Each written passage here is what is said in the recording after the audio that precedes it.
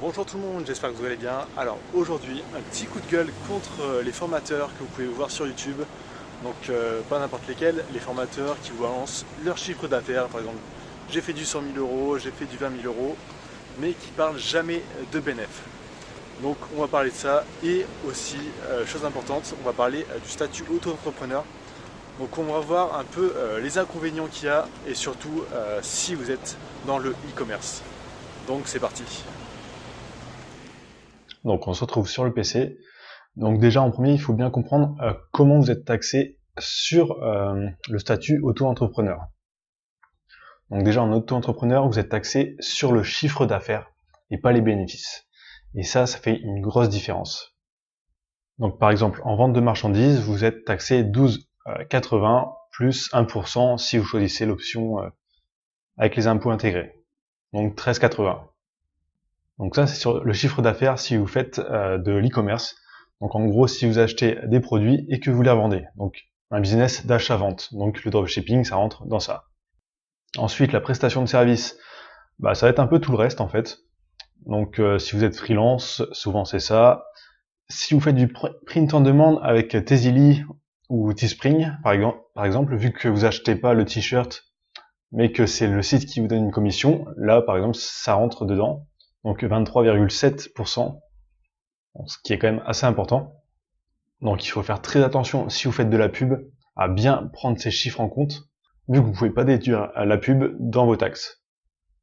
Donc le statut d'auto-entrepreneur, en fait, c'est vraiment avantageux les premières années.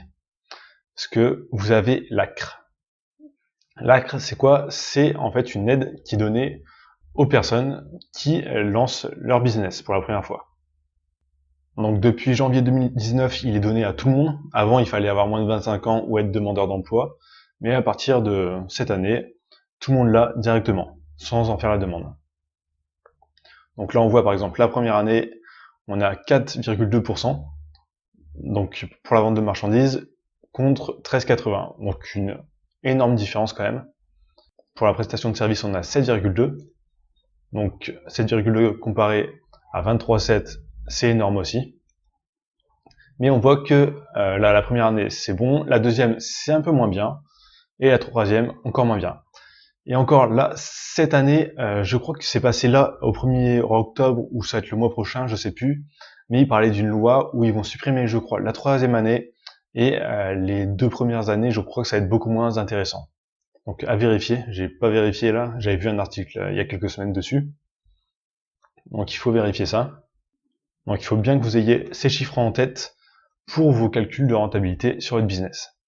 Donc je vais prendre un exemple sur un YouTuber qui a posté ici là. Donc 20 000 euros en 30 jours sans Shopify, donc avec Tezily, il a fait ça. Donc 18 185 euros. On va voir combien il vous resterait vraiment si vous êtes en auto-entrepreneur sans l'ACRE. Donc si ça fait 3 ans que vous l'avez. Donc moi c'est mon cas. Donc j'ai fait un petit tableau sur Excel. Donc j'ai mis son chiffre d'affaires. Donc Tezily, il n'a pas besoin d'acheter les produits, il reçoit direct la commission. Donc il n'y a pas le prix du produit inclus dedans. Donc ça déjà c'est bien. Donc j'ai ajouté le pourcentage de taxes auto-entrepreneur. Donc par exemple sur 18 985 euros de vente, on donne quand même 4 499 euros à l'État. Ce qui fait quand même assez mal au cul, hein. Faut bien le dire. Ensuite, j'avais demandé dans les commentaires un peu combien il faisait de bénéfices. Il disait qu'il restait 30% une fois que la pub était passée. Donc 30%, et ensuite il faut ajouter aussi les taxes. Donc 30%, ça fait 13 289 euros. Donc en gros, il a mis 13 289 euros de pub pour faire 18 985 euros de chiffre d'affaires. Donc nous, par exemple, avec ce chiffre-là, il nous resterait seulement 1196 euros. Donc ce qui est vraiment pas grand-chose comparé au chiffre d'affaires.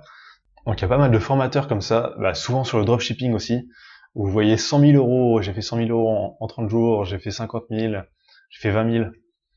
Mais pensez bien à faire vos calculs. Parce que là, lui, par exemple, il le dit jamais combien de pubs il dépense dans ses vidéos. Son but, c'est de vendre ses formations. Il va jamais le dire. Bon, il le dit dans les commentaires quand on lui demande, donc c'est déjà bien.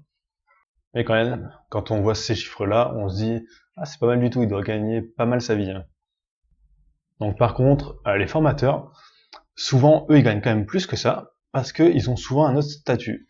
Donc déjà, les gros youtubeurs là, comme ceux-là, ils sont souvent dans d'autres pays, donc à Malte, où ils ont leur société à Hong Kong, enfin des pays comme ça.